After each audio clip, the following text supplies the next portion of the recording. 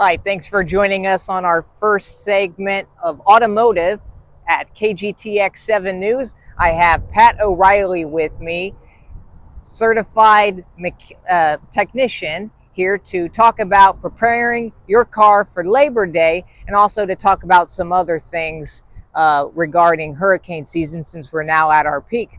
Pat, thanks for joining us. You're welcome. You're welcome. So before you take off on a trip on a holiday season, you just want to make sure that your car is roadworthy. One of the most important things to do is to check your fluid levels. And that includes your engine oil level, your antifreeze, and make certain you do not open that cooling system when it's hot, because that can burn you. And then also you got your windshield washer fluid. On some of these cars, you're not able to check the transmission fluid. However, if you do have a dipstick for that, you want to check it. And then also check your battery. If you have any corrosion on those battery terminals, you want to make sure you take care of that. And pouring Coke on it is not the solution, because you have clamped down battery terminals on that post and you're not really penetrating that to get the corrosion where the connection is made. So if you see any type of corrosion on there that's green or whitish color, powdery looking, you want to get that taken care of. And then also your air filter. That's going to affect fuel economy. So you want to make sure that you got a nice clean air filter in there. So those are the most important things under the hood. And if you're having any air conditioning problems and you decide that you can go to the auto parts and just get some of that quick fill Freon, that's not really advisable unless you really know what you're doing. That can be dangerous. There's a lot of different Freons out there. Yes, the connections are unique, but you want to make sure you know what you're doing before you tap into a high pressure AC system. First, you want to check the tread depth on a tire. So tread depth just simply means how much tread you have left on that tire. And you can look down into these grooves on the tire. And when you look in these grooves, you're going to find a little raised bar down in these grooves. And if that raised bar, which is right here, is even with the tread, it's time to replace that tire. That is considered a worn out tire by the Department of Transportation. You also want to look for uneven wear. So when you're driving the car and you have an alignment problem, perhaps, it'll wear the inside of your tire. And you won't necessarily see that until you turn it out and do a good inspection. So that's one thing to check. The other is the tire pressure. So on the valve stem, it's a real simple check. You just take that cap off, take your air pressure gauge, push it on the stem, make sure you get it sealed real well, and then you'll take a reading here on your tire pressure gauge.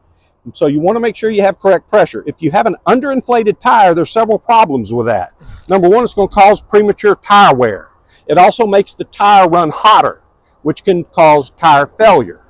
And it affects that fuel economy significantly when it gets really low. So some may ask, where do I find that correct tire pressure? You can check the owner's manual, but even quicker than that, you can just look inside your door jamb here, and you'll see a placard, a sticker inside your door jamb. And this tells you what tire pressure you run, what size tire you have.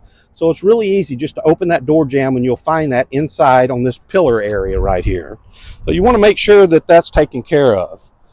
And then when we start talking about hurricane season, it's the peak of hurricane season. So not only does it get your car ready for a trip that you're going to go on during the Labor Day holiday, but also it gets you ready in the event that you have to evacuate. Hopefully we don't have to do that, but if you do, your car's ready. But it goes further than just the car. So many of your new cars, they don't have a full-size spare or even one of those, what they call a donut spare in the trunk. A lot of them don't have those anymore.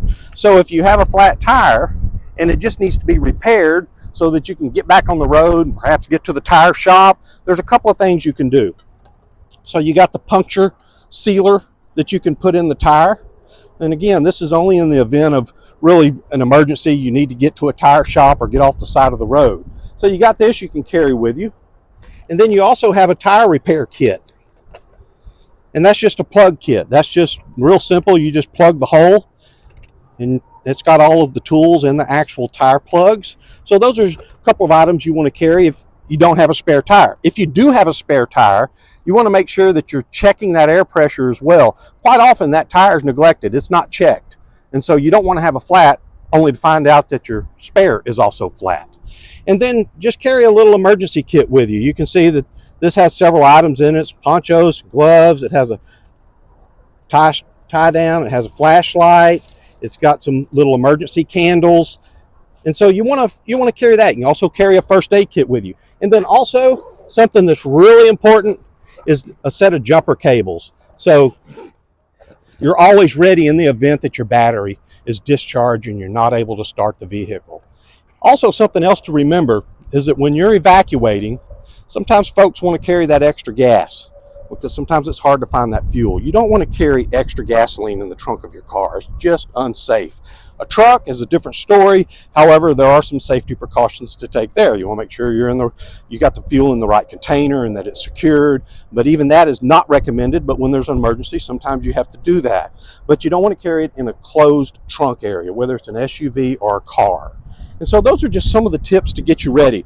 And I can remember back in a couple of hurricanes where we were evacuating, you get in some big traffic jams. So you want to make sure that you're patient when you're in those traffic jams. Everybody's trying to evacuate at the same time.